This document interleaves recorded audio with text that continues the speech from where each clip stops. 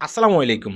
বাংলাদেশ থেকে হয়তোবা সামনের দিকে আর মালয়েশিয়ান সরকার লোকজন আনবে না, অন্য অন্য জায়গা থেকে আনবে, বাংলাদেশ থেকে আনবে না।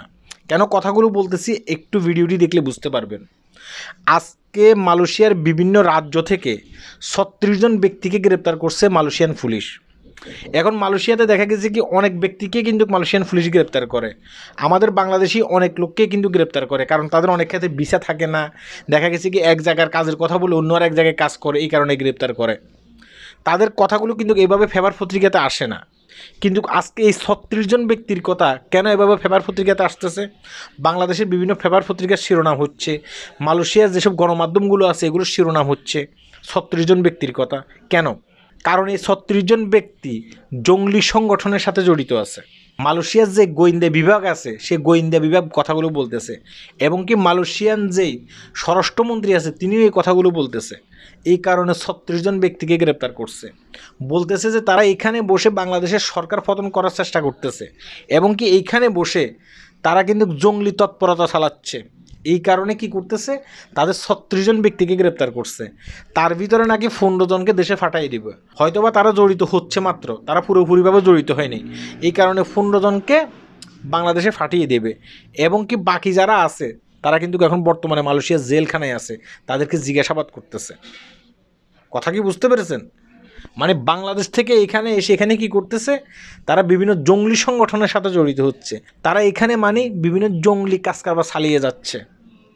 কিভাবে কি করা যায়, কিভাবে একটা দেশকে ধ্বংস করা যায়, তারা এই কাজগুলো এখানে বসে করতেছে। আর মালয়েশিয়ার যে গোয়েন্দা সংগঠন আছে তারা কিন্তু তৎপরতা চালিয়ে বিভিন্ন জায়গায় এদেরকে গ্রেপ্তার করছে। এখন আমার কথা হচ্ছে কি, আপনি কি মনে করেন বাংলাদেশ থেকে আগামীতে মালয়েশিয়ান সরকার লোক আনবে? আপনি কি এটা মনে করেন? যদি এভাবে জঙ্গলিবাজ চালায় তারা এই মালয়েশিয়াতে বসে, তারা কি লোক আনবে? এবং কি আমরা যারা রাস্তা দিয়ে যাব, আমাদেরকে দেখলে তো তারা মনে করবে যে দেখো এরা মনে হয় যে জঙ্গলি সংগঠনের সাথে জড়িত আছে। এখন আমাদেরকে আগে যদি সাধারণ চোখে তারা দেখতো, তারা এখন আমাদেরকে কিভাবে দেখবে? তারা বিভিন্ন সন্দেহ চোখে আমাদেরকে দেখবে। কথা কি বুঝতে পেরেছেন? তাই এখন থেকে সাবধানে থাকবেন, কোনোভাবে যেন কেউ আপনাদেরকে এসব জঙ্গলি সংগঠনগুলোর সাথে জড়িত করতে না পারে। ভাই আপনি এখানে আসছেন টাকা ইনকাম করার জন্য, আপনি একজন গরিব মানুষ, আমি একজন গরিব মানুষ।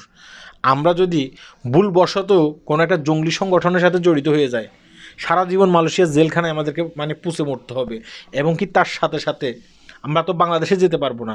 বাংলাদেশে থাকা আমাদের ফ্যামিলিদের কী অবস্থা হবে, বিষয়টা কি বুঝতে পেরেছেন? এই যে যেসব ১৭-১৮ জন ব্যক্তি এখন মালয়েশিয়ার জেলে আছে, তারা কি কখনো বাংলাদেশে যেতে পারবে? এসব জঙ্গলি সংগঠনের সাথে জড়িত হওয়ার কারণে যেতে পারবে না। তাদের অনেকের বউ আছে, তাদের অনেকের বাচ্চা আছে, তাদের অনেকের মা আছে, তাদের কি অবস্থা হচ্ছে একবার চিন্তা করেন। এসব সংগঠনের সাথে শুধুমাত্র জড়িত হওয়ার কারণে। এসব সংগঠনগুলো কখনো মানুষকে ভালো কিছু দিতে পারবে না, কখনো মানুষকে ভালো কিছু দিতে পারবে না। শুধুমাত্র হিংসা, হানাহানি, মানুষকে মারধর করা, চিরতরে মানুষকে পৃথিবী থেকে সরিয়ে দেওয়া ছাড়া তারা আর কিছুই দিতে পারবে না। শুধু দিতে পারবে মানুষকে কষ্ট। তাই এগুলো থেকে বিরত থাকুন, নিজে সতর্ক থাকুন, অন্যকেও সচেতন করুন। আল্লাহ হাফেজ।